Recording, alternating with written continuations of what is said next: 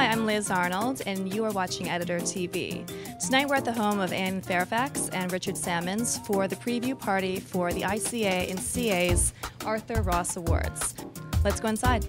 So I understand that Arm & Hammer lived in this home decades ago. I read his autobiography. He was a bit of a rogue, but he does talk about this particular room. He had a big round bed in front of the fireplace, and he brags about all of his conquests in the 1920s. He was sowing some wild oats in this kind of shady part of town. This home is indeed the byproduct of two of probably America's leading classicists. This is one of those I wonder who lives there houses. You know, you just always wondered, and it's still to this day, there's all these head shops. So this stands out. This room, which we call the Tyrolean Love Shack, we turned into this sort of, I guess, Edwardian lounging hall.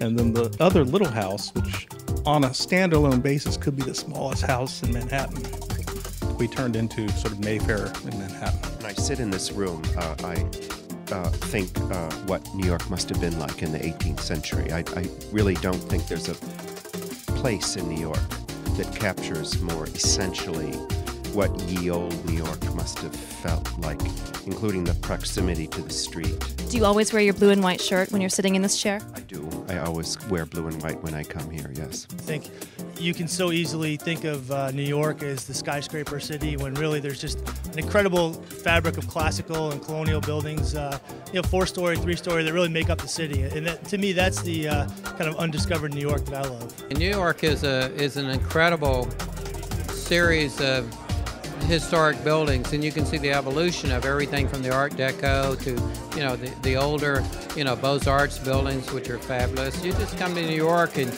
every block you go, there's something to see. I just drink the whole city in with my eyes. The public library is a fabulous building. I love the Frick and the Morgan, and I like the Knickerbocker Club. I love that sort of it feels colonial to me. And I've just spent a whole lot of time out in Queens and in Brooklyn looking at various parts of the city I didn't know before. And no, I suppose my favorite part of the city, favorite neighborhood, is the one I've been to the most recently.